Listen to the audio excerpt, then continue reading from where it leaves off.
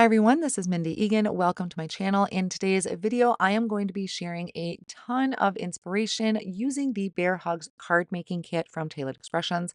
I will be creating one on screen for you, but stick around to the end where I'm sharing a lot more projects and what you can do with this card making kit. First, let's take a look at the Bear Hugs card making kit. Some of these products will be available in the kit and some will be available a la carte, starting with these envelope seals, which are these super cute polar bears already colored in and great for decorating your envelopes. Then we have the Bear Hugs stamp. So this is a red rubber stamp. It includes these three different adorable polar bears. Also has the coordinating die. And then we have a coloring stencil. So you can either color in with your favorite color medium, or you can use the stencils to color them in, which is quick and easy. We have the favorite sweater embossing folder. And then there is the Very Much Love stamp set. These are some really fun sentiments that you can add to your card project, and there's also a coordinating die you can pick up individually. And then we have some foil it panels. So first there are some decorative ones that you can use, and I will be using the snowflake one today. And then there is the foil it insiders. So this is available a la carte, the insiders are, and there's a lot of really fun sentiments in here for all different types of occasions or just to say hello.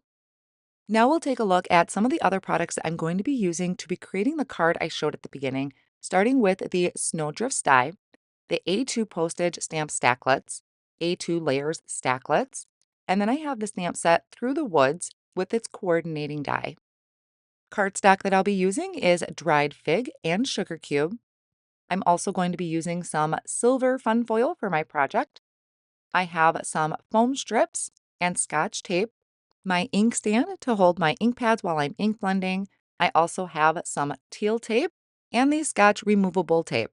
For blending tools, I'm going to use the regular blending brushes, the detail blending brushes, and I also bring in the mini blending brushes not shown here. I'll also be using my Misty to do my stamping. For ink colors, I'll be using Vesafine Clair.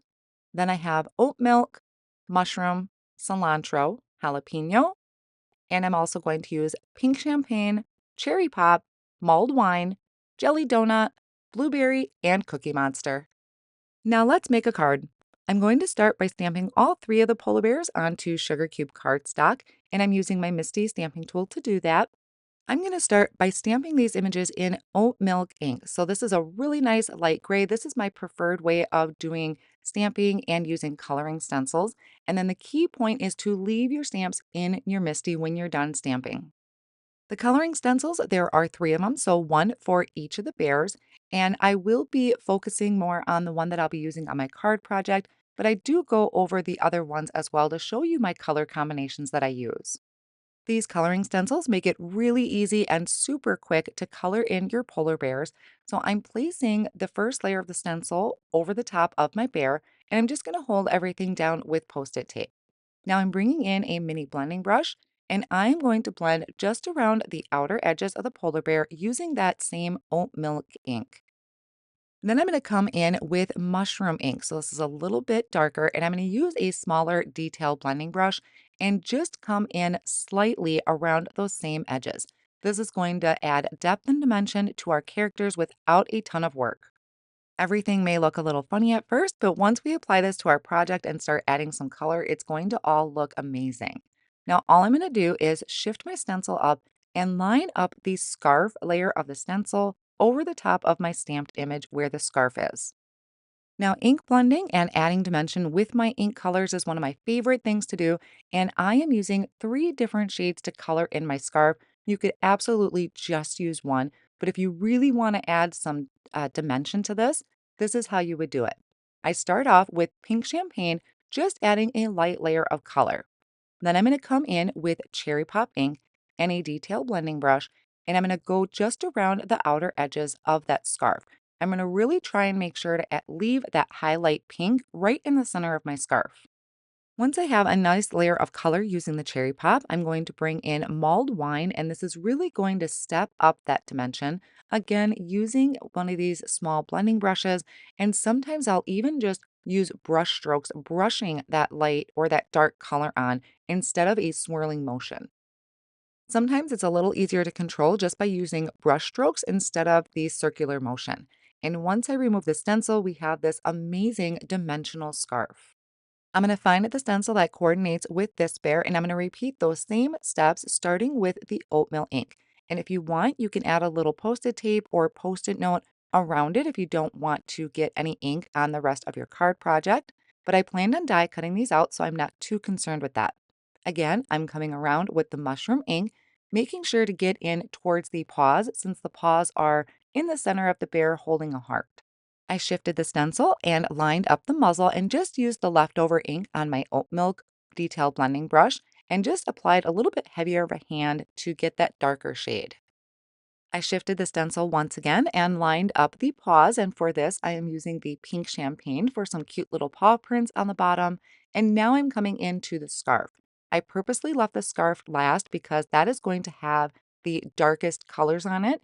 If you start with the scarf, you might want to clean your stencils in between so you don't risk transferring any of that color to the rest of your bears. Again, I started with that pink champagne, went around the edge with the cherry pop, and then adding that little extra step of dimension using the mulled wine. If you ever find that you added too much of the darker color, if you want to add your highlight back in, you can take a white colored pencil and just lightly go over the center of the scarf, and that'll bring your highlight areas back out.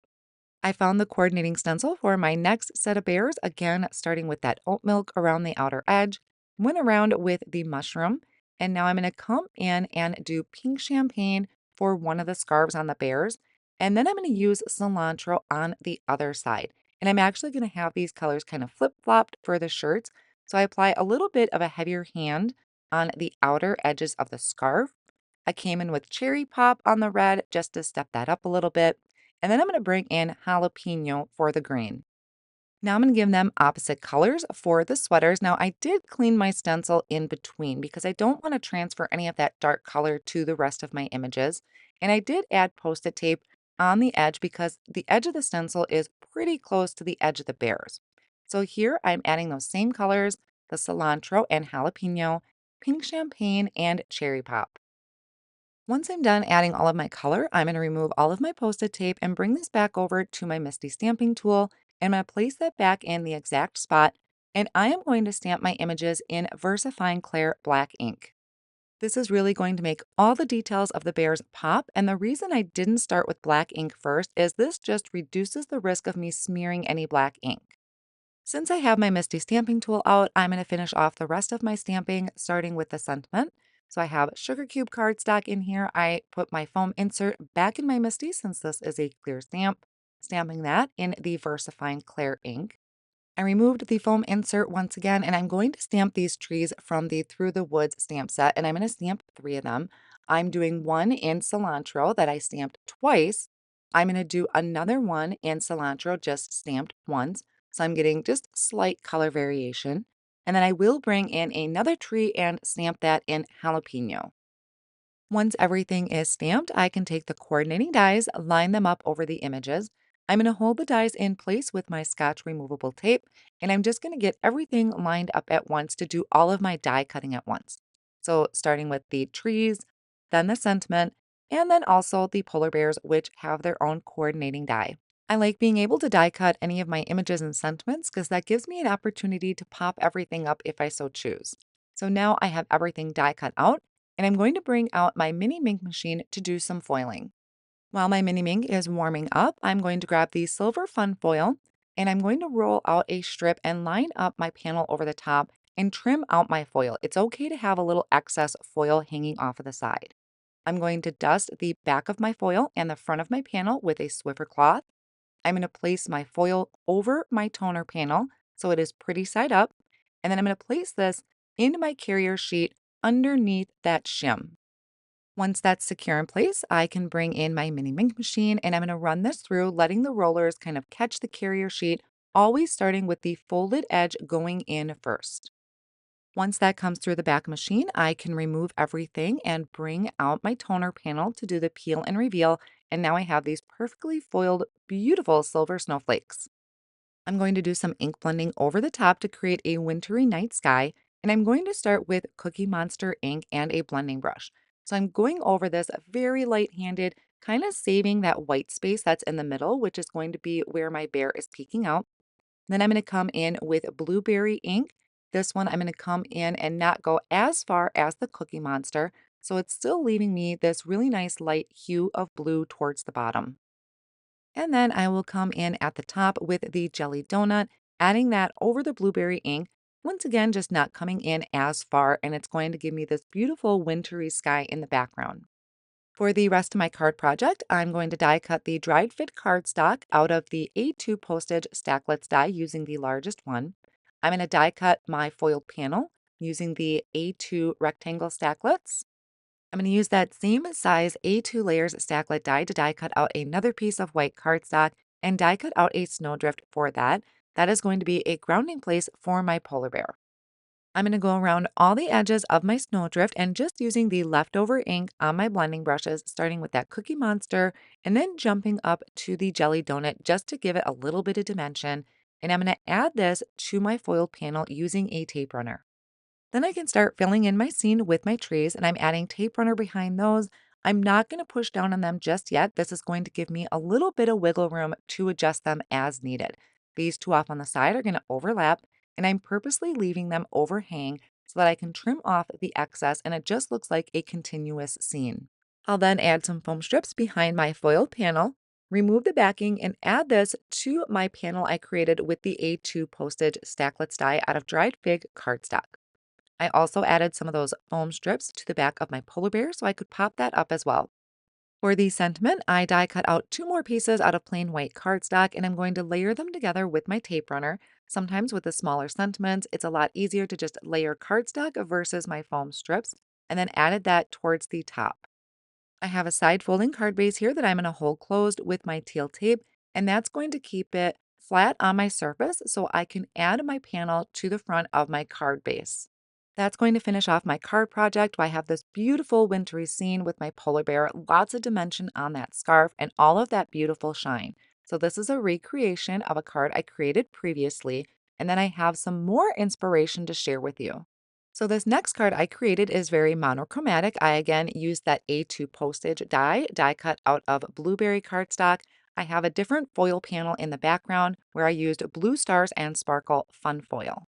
And again, I filled in my scene with the Through the Woods stamp set, but this time I stamped it in blueberry ink.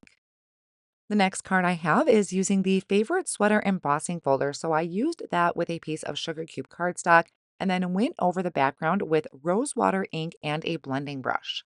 The colors I used for the sweater and the scarves is the rosewater ink and raspberry sorbet, and then sometimes I'll even bring in the mushroom ink just to add an extra bit of shadow to it. This kit also makes really great birthday cards. So my next card here is using the checking in background for my background piece. Then I have some balloons in the background that is using the balloon party stencil using rose water, raspberry sorbet, and mulled wine ink. And then I added some of the superstar stencil over the top using slippery when wet astro paste. Another card I created is using another one of those foil panels, this time using champagne foil, which just makes a really pretty shiny background. Again, Through the Woods stamp set for the trees and the checking in background. And this time I used some art stacklets. I have one background that I wanted to share with you, which I think would make a really great idea for your card project. I just didn't get a chance to finish it. And this is using the Sneak a Peek stencil. So I think these presents would make a really great birthday card with these adorable polar bears.